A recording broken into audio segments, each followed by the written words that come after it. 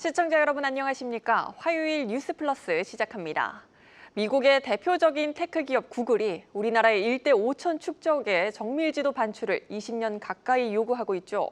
그동안 우리 정부와 구글 간의 입장차가 컸는데 이번에는 구글이 우리 정부의 요구사항을 최대한 수용하겠다는 입장을 내놨습니다. 정밀지도 반출이 임박한 분위기입니다. 자세한 내용 산업부 홍원표 기자와 알아보도록 하겠습니다. 홍 기자, 구글이 웬일인지 그동안 우리 정부의 요구사항을 이번에는 어느 정도 반영하는 분위기라고요? 그렇습니다. 구글이 지도 반출과 관련해서 우리 정부가 요구해온 안보 관련 사항을 상당 부분 받아들이기로 했습니다. 크리스 터너 구글 대외협력 부사장은 오늘 일단 위성 이미지석 보안 시설을 가림 처리하고 또 한국의 좌표 정보를 구글 지도 이용자들에게 보이지 않도록 하겠다고 말을 했습니다.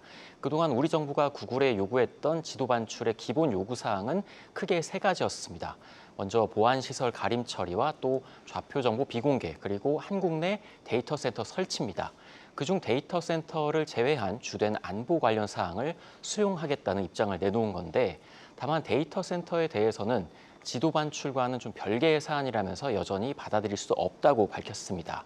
한국의 데이터 센터를 짓는다고 하더라도 전 세계인이 구글 지도를 쓰고 있기 때문에 기본적인 프로세싱은 이제 전 세계에서 분산된 데이터 센터에서 이루어진다는 그런 이유에서입니다. 네, 2007년부터 거의 20년간 끈질기게 반출을 요구해온 구글입니다. 그럼에도 그동안 우리 정부의 요구를 받아들이지 않는 모습이었는데 이번엔 세 개 중에 두 개나 받아들이겠다고 하는 이유가 뭡니까? 일단 한미 관세 협상에서 좀 실무 협의가 이루어진 것으로 보입니다.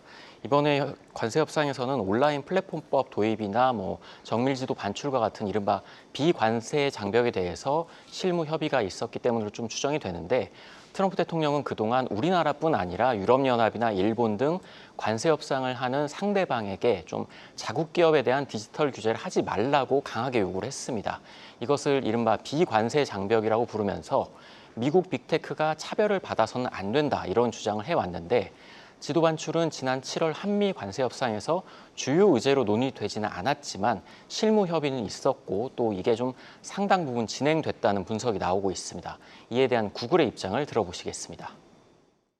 I do believe that both digital taxes and non-tariff barriers are coming up in every trade negotiation with the United States around the world, and I don't think South Korea is an exception to those things being raised. 네, 구글도 한미 정부 간 협상이 있었다는 점을 좀 어느 정도 인정을 한 셈인데, 결국 구글이 이번 기회에 좀 내줄 건 내주고 데이터 센터 설치는 좀 거부하는 선에서 지도 데이터를 가져가겠다, 이런 의도가 담겨 있습니다. 네, 구글은 방한 관광객들의 편의를 위해 지도 반출이 필요하다는 입장입니다. 그런데 사실 지금 지도도 크게 불편한 건 못 느끼고 있거든요. 특히나 구글이 우리의 관광 산업을 위해서 요구한다고 보기는 조금 어려운 부분인데요. 다른 의도가 있는 건 아닙니까? 네, 일단 표면적으로 구글은 이제 한국의 관광 산업을 위해서 구글 맵을 좀 업데이트를 해야 된다, 이렇게 이야기를 하고 있는데, 일단 우리나라를 찾는 관광객이 연간 약 1,600만 명인데 그들 중 70%가 구글 지도를 사용을 하고 있다고 합니다.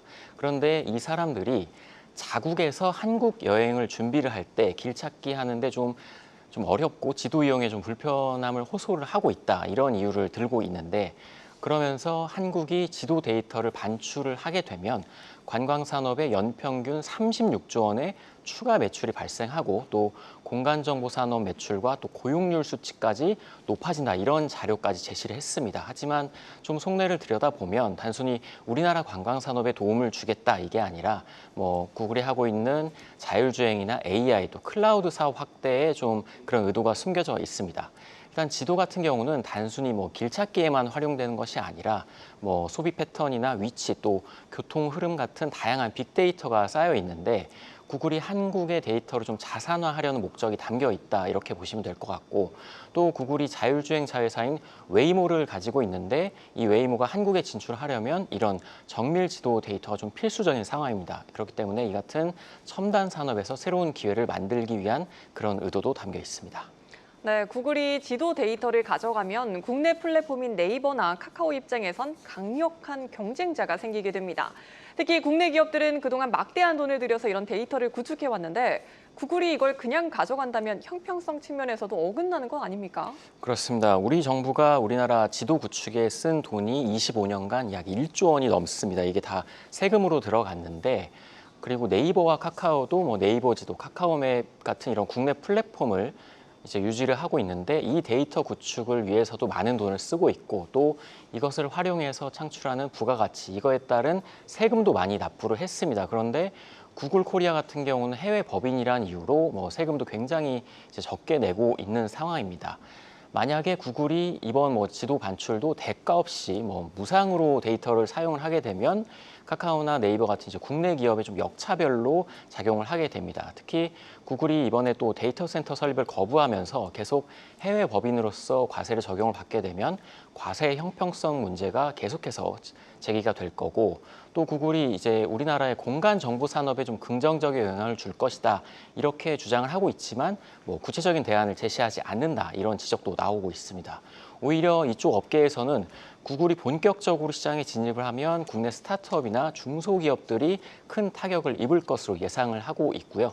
또 여기에 이제 네이버 같은 자국 플랫폼이 지배하고 있는 나라는 우리나라 거의 유일하다고 보시면 됩니다. 유럽이나 이제 다른 나라들은 거의 구글이 이제 지배를 하고 있는데 만약에 구글이 데이터 반출을 통해서 우리나라 시장에 뛰어들게 되면 데이터 주권이 흔들릴 수 있다. 이런 우려의 목소리도 나오고 있습니다. 네, 여기까지 듣겠습니다. 산업부 홍원표 기자였습니다.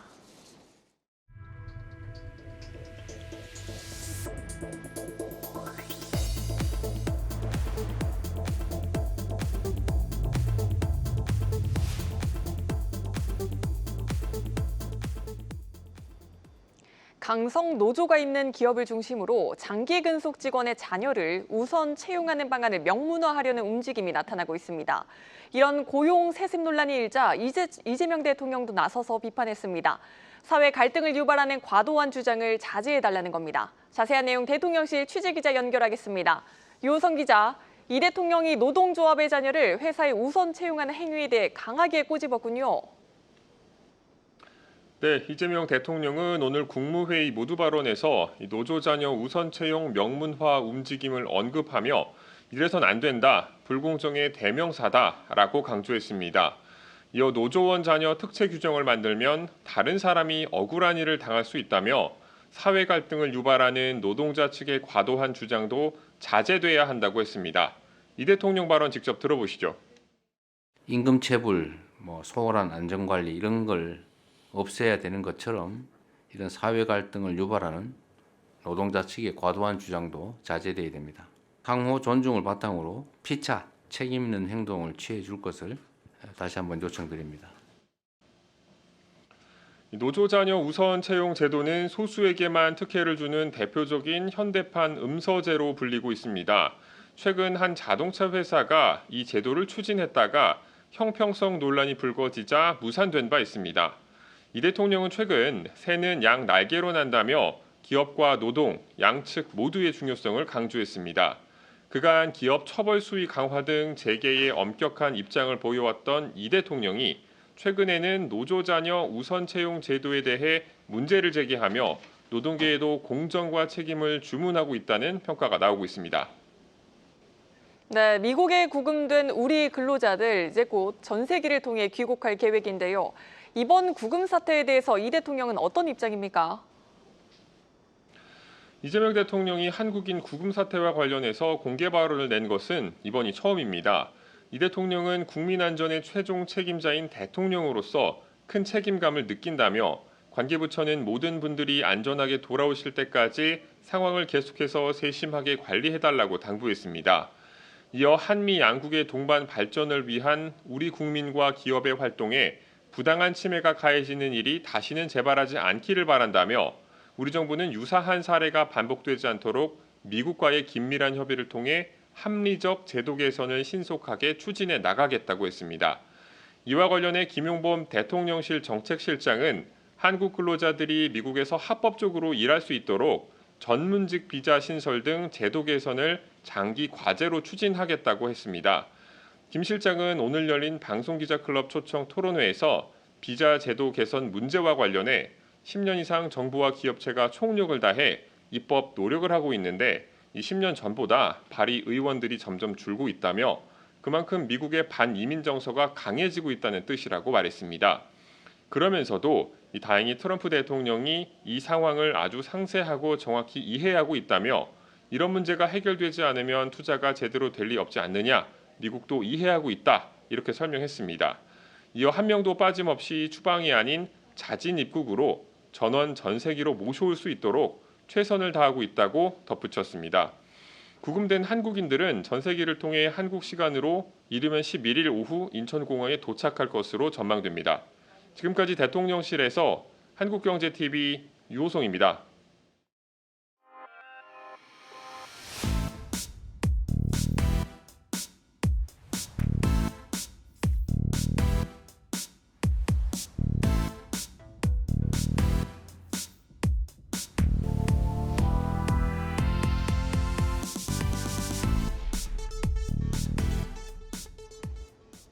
국내 최대 가상자산 거래소 업비트를 운영하는 두나무가 자체 블록체인 기화를 공개하고 공격적인 글로벌 시장 진출을 선언했습니다.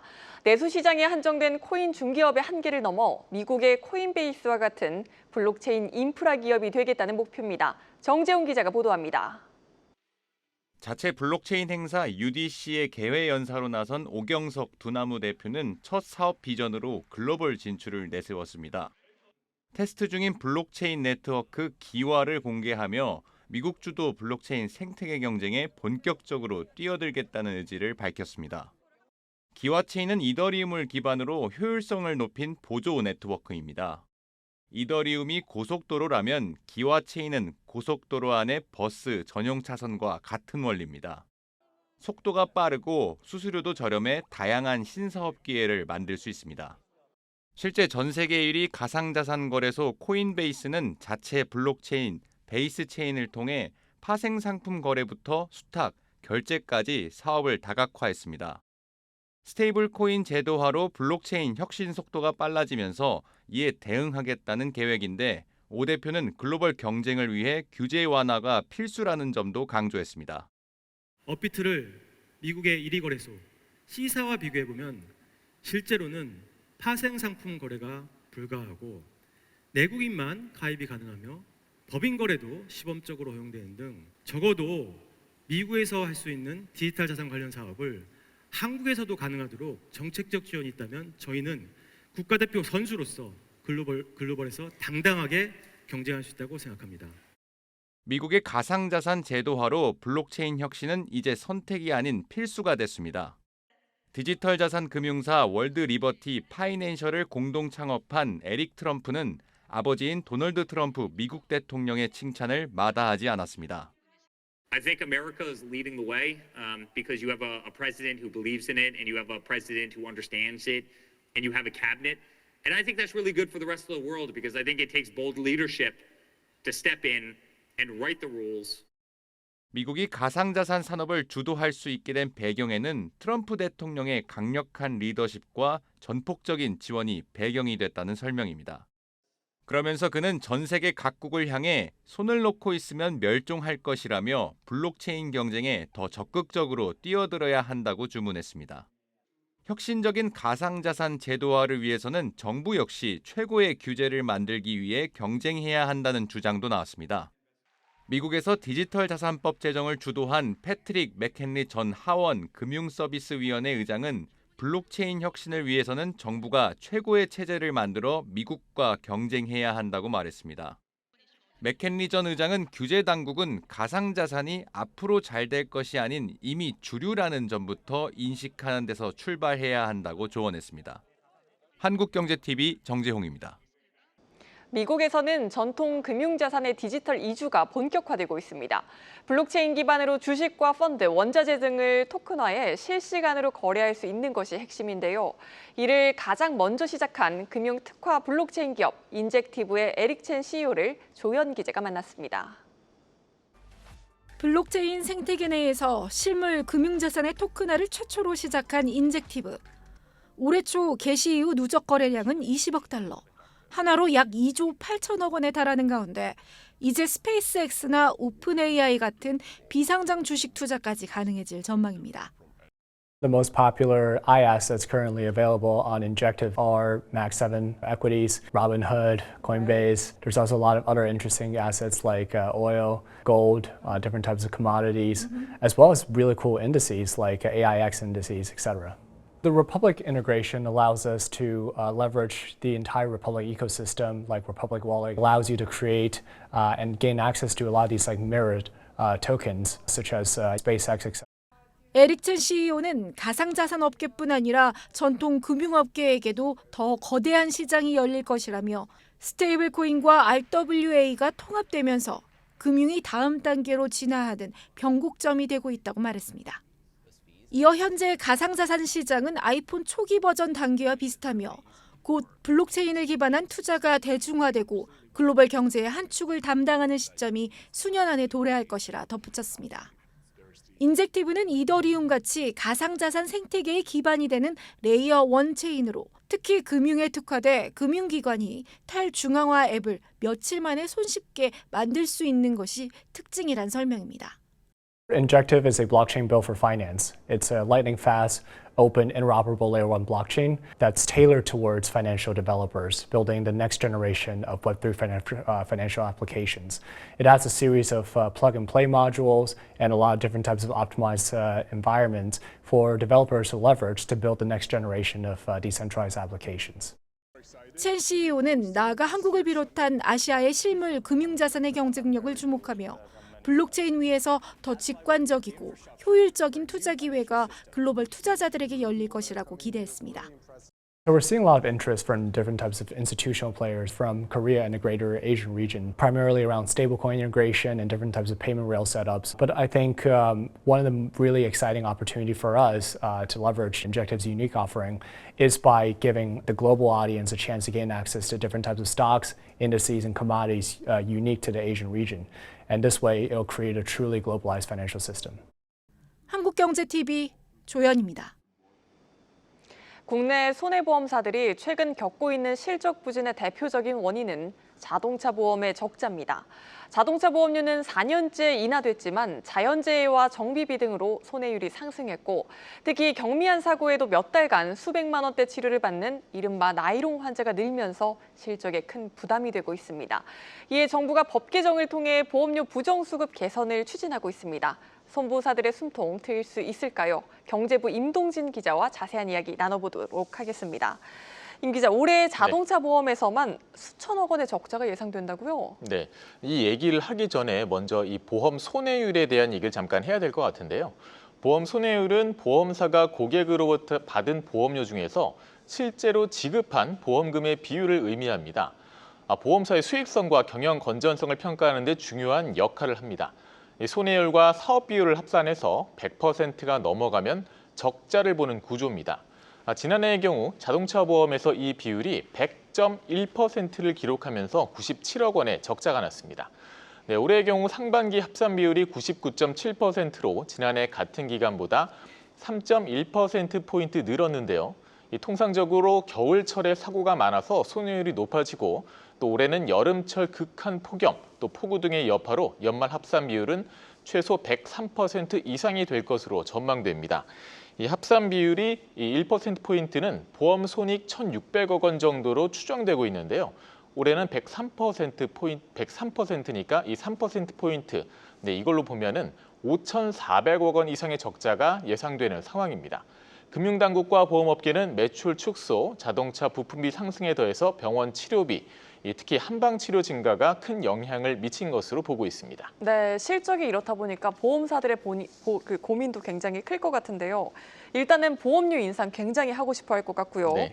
정부의 보험료 부정수급을 막을 수 있도록 제도 개선도 요구하고 있죠. 네, 일단 보험사들은 2022년부터 4년 연속 이 자동차 보험료를 낮췄습니다. 이 정부의 상생금융 정책에 따른 건데요. 이 자동차 보험은 물가 지수를 산정할 때 포함되기 때문에 정부의 정책에 많은 영향을 받습니다. 네, 새 정부 역시 상생 압박에 나서고 있어 보험료를 올리기는 쉽지 않아 보이는 상황입니다. 보험업계가 기대하는 건 결국 제도 개선인데요. 바로 국토부가 지난 6월에 입법 예고한 자동차 손해배상보장법 시행규칙 개정안입니다. 개정안은 경상 환자가 8주를 넘어 치료를 받을 경우 보험사의 검토와 승인을 거치도록 하는 것이 핵심입니다. 이 경상 환자는 작은 찢김, 상처, 이 염좌 등 비교적 가벼운 상해를 입은 환자를 의미합니다. 네, 경상 환자에 대한 치료비가 지난 5년간 40%가 증가할 정도로 급증하고 있는데 여기에 제동을 걸 수 있는 장치가 될 것으로 보험업계는 보고 있습니다. 사실 보험업계는 한방진료가 부담이 된다고 토로합니다. 특히 한방병원 등에서 과도한 치료가 이루어지고 있다고 보고 있는 겁니다. 대형 손해보험사 4곳의 통계를 보면 지난해 자동차 보험 경상 환자 117만 명 중 이 8주를 초과해 치료를 받은 환자는 9.8% 11만 5천 명이었는데요. 이 중에 87%가 한방 환자였습니다. 한방 경상 환자는 치료 일수도 10.6일로 양방 환자의 2배 수준이었고요. 하루당 치료비 역시 10만 7천 원으로 양방 환자 7만 원보다 50% 이상 높았습니다. 치료 일수와 치료비가 높다 보니까 1인당 치료비 전체를 놓고 보면은 한방의 경우 약 107만 원 수준으로 양방의 3.3배에 이르렀습니다. 네, 그렇다면 제도 개선은 언제쯤 이뤄질까요? 반발이 굉장히 클 것 같거든요. 네, 현재 이 예정된 시행일은 내년 1월 1일입니다. 금융당국과 국토부는 경상 환자의 과도한 장기 치료를 막는 이른바 8주룰로 불리는 이번 개정안 시행에 강한 의지를 나타내고 있습니다. 하지만 의료계와 소비자들의 반발은 넘어야 할 산입니다. 소비자 단체들은 보험사가 이 8주 초과 필요성을 검토하는 부분에 대해서 보험사는 이해 당사자인데 이 검토하는 것이 부적절하고 피해자의 권익이 침해될 수 있다는 주장입니다. 또 의료계는 교통사고 환자는 이 같은 증상인 일반 환자와 달리 장기 치료가 필요하다고 설명하고 있습니다. 또 환자의 진료권을 훼손해서는 안 된다는 입장입니다. 최근 정부는 자동차 사고 시 품질 인증 부품 사용을 의무화하는 자동차 보험 표준 약관 개정에 나섰지만 소비자 선택권 침해 비판이 커지자 한 발 물러선 바 있는데요. 보험업계는 8주를 개정안에 대해서도 혹시나 무산되지 않을까 노심초사하고 있습니다. 네, 잘 들었습니다. 경제부 임동진 기자였습니다.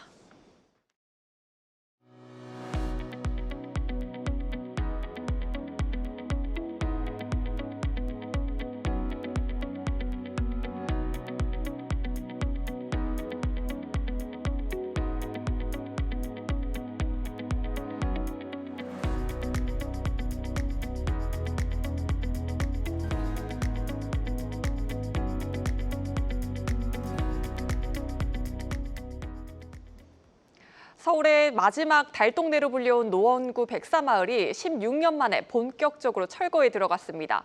서울 시내 대표적인 달동네 판자촌들이 재개발에 속도를 내고 있는데 물량도 상당합니다.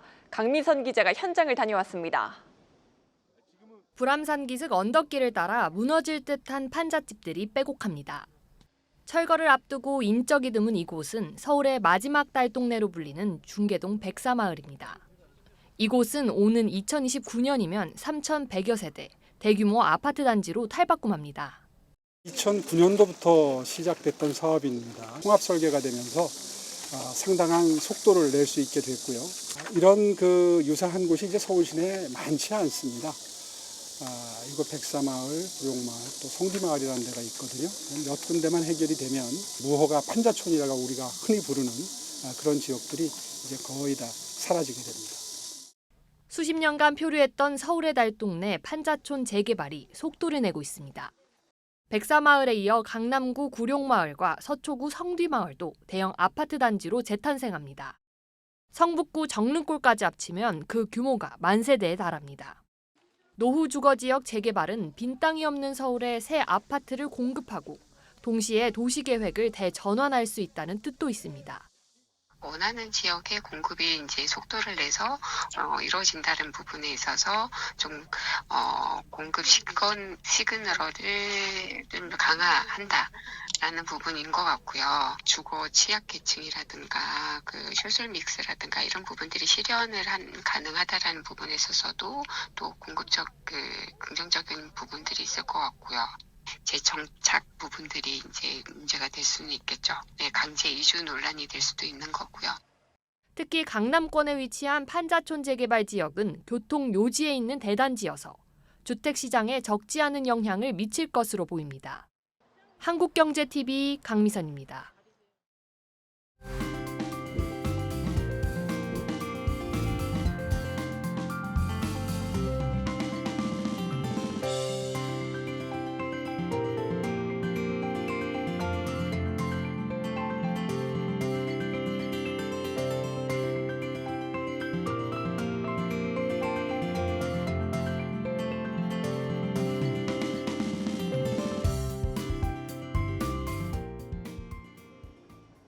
뉴스를 마칩니다. 시청해주신 여러분 고맙습니다.